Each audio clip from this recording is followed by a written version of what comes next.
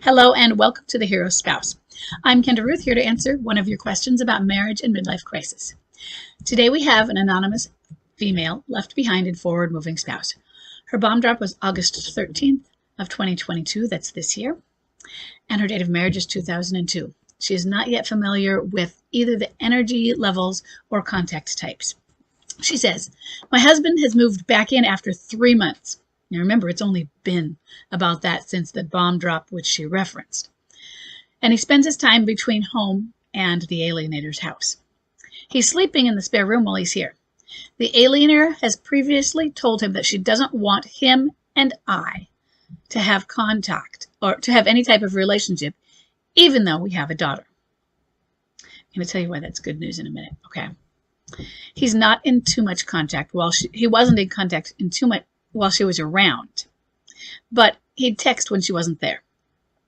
I'm always the one that starts the messages and can tell when she isn't around because we'll talk for a while.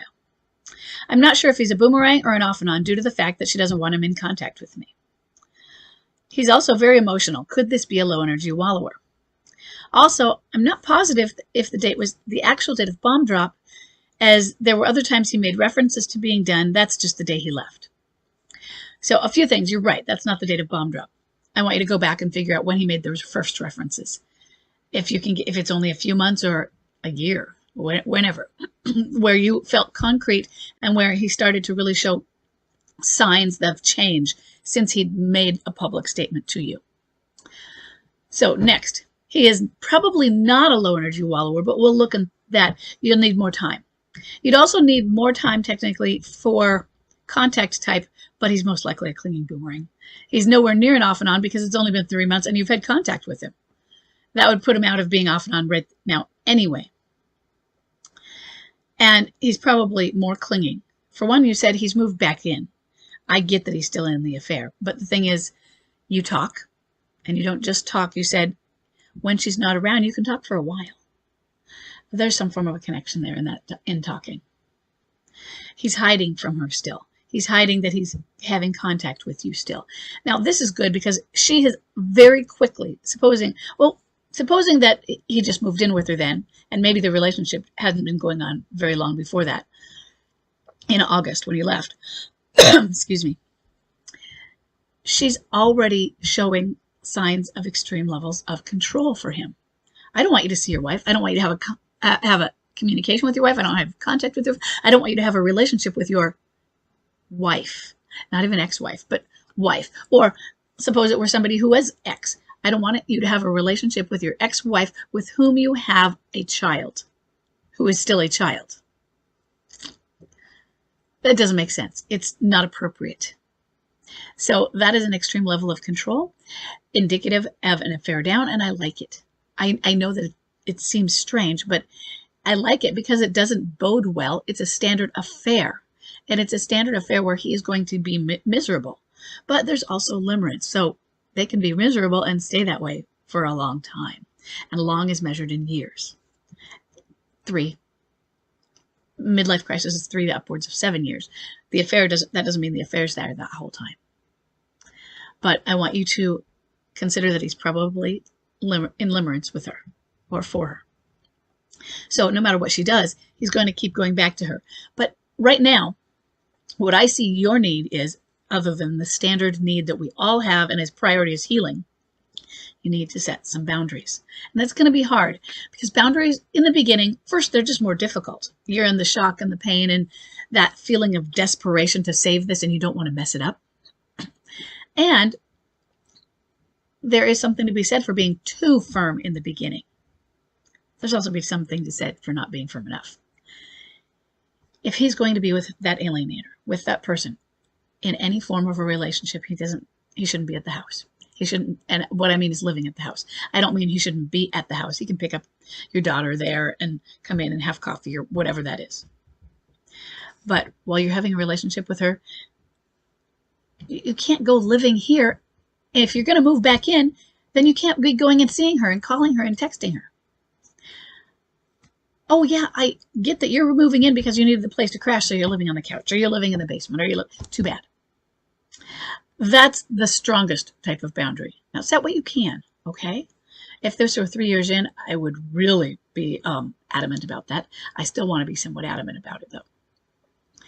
I want him to be able to have a relationship with you, but I want you to present this as, this is disrespectful to our marriage. I don't want to be with you anymore. I'm not married. This is also disrespectful to the idea, to the institution of marriage, because we are married, because you haven't ended this relationship and you just hopped to another. This is disrespectful and confusing to our daughter. Use her name. And so I am not doing this to be angry and punish you. I'm doing this because we need to have some appropriate boundaries. And do I want you to move out? Absolutely not. I don't. I don't want you to move out. What I want is for you not to have an affair. But I don't get to control that. That's your choice. And if you're choosing to continue to be in any form of a relationship with the woman with whom you cheated, then you can't be living in the same house that I'm living in. And you say it with that very soft voice. You can get firm later at times, but I want soft voice. There's an empathy in the soft voice, where there's an assertiveness in a more firm voice. And assertive is great. Men will call you bitchy and aggressive for it being that. So put that empathy of the softness into the firmness to soften it a bit. I do not think that, I don't know that he's going to be a low energy wallower or not. Being emotional isn't where it's at. That's not about what low energy wallower is. Low energy wallower means they seem depressed, versus high energy replayer is they might seem more angry. It's forms of depression. But low energy is the way we think depression works. It's the depression we recognize as depression. They are low and depressed, might be slower. High energy, they are running and racing from the depression, from their feelings.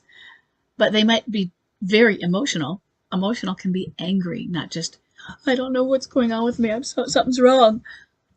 Not the self-deprecating and low confidence. They might be cocky and fly off the handle at a moment's notice. Both ends are emotional. I am thinking that he's high energy because he left. There's an alienator. He's come back, but he hasn't really come back. He moved back. He's still seeing her. He's not in much contact because she's around. She doesn't want you, but he texts. So he sneaks to get contact with you. That's why one of the reasons I say clinging boomerang. And that he will extend that contact. He'll have a longer talk with you when she's not there. Clinging boomerang, most likely, plus the fact that he's moved home is clinging boomerang. So get your date of bomb drop a little bit more short up, but it's probably, if it wasn't that long before that, you're still in close range to that, okay? And learn about what you need to do with a clinging boomerang. Set some boundaries and work on your detachment, because you're in for a roller coaster ride, even if you don't stand. It's a roller coaster ride, okay? Good luck, and I hope this was helpful. I'll see everybody in the next question.